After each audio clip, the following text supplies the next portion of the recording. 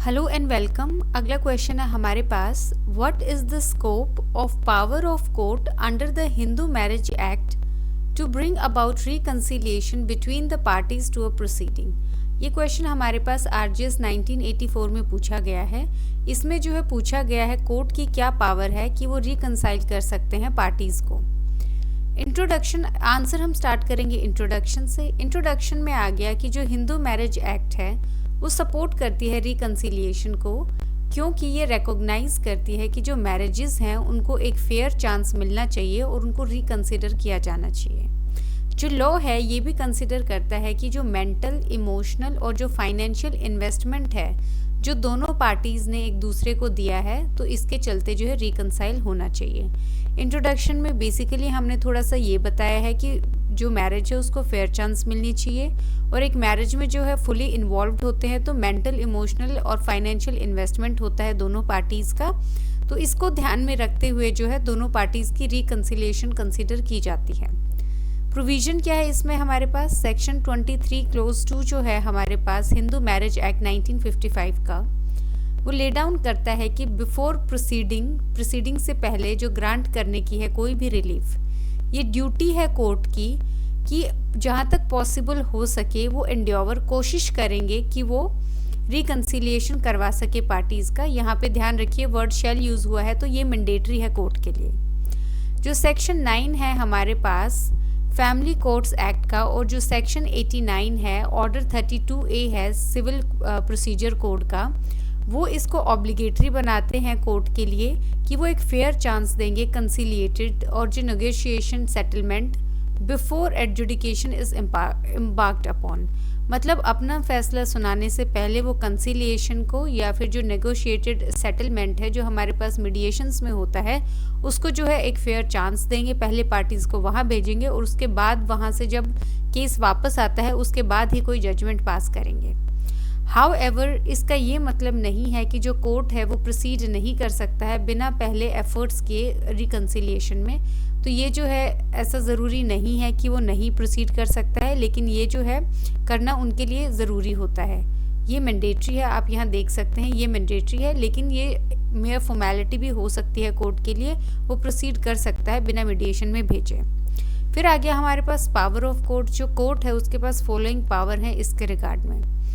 पहला आ गया वो अर्जन कर सकता है प्रोसीडिंग्स को जो एक्सीड नहीं करेंगे 15 दिन, और रेफर कर सकता है मैटर को एक थर्ड पर्सन के पास एक्सप्लोर करने के लिए पॉसिबिलिटी जो है कंसिलिएशन की।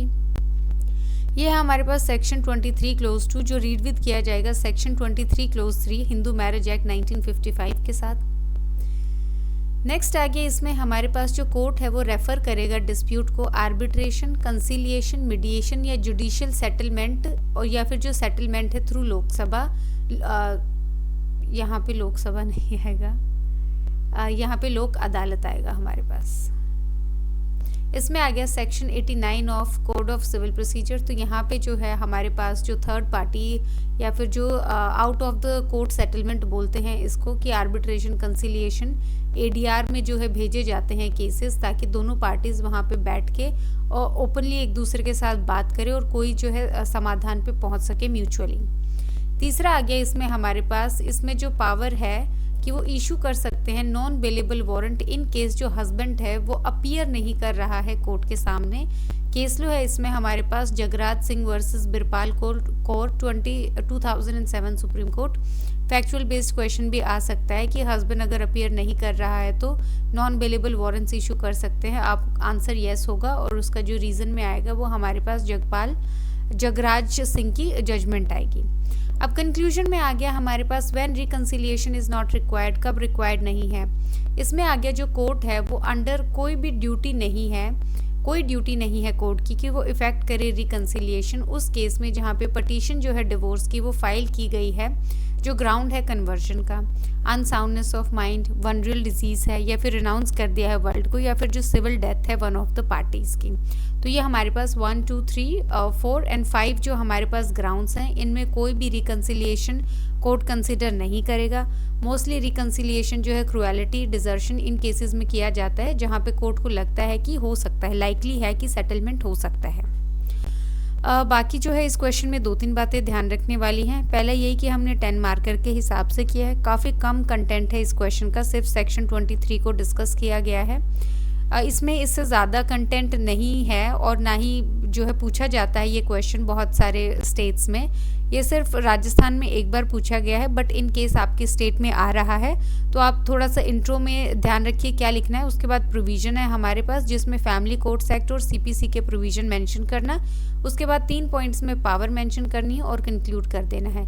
इतना 10 मार्कर के लिए इनफ होगा। जहाँ तक 5 मार्कर है आप इंट्रो स्किप करके जो हमारे पास प्रोविज़न है उसको इंट्रो में डाल सकते हैं और रेस्ट आप सेम ही रखेंगे क्योंकि इससे ज़्यादा कट शॉर्ट नहीं हो सकता है। ये ऑलरेडी काफ़ी छोटा आंसर है। बाकी जो है इस क्वेश्चन में हमने सब कुछ इंक्लूड कर लिया है। So thank you.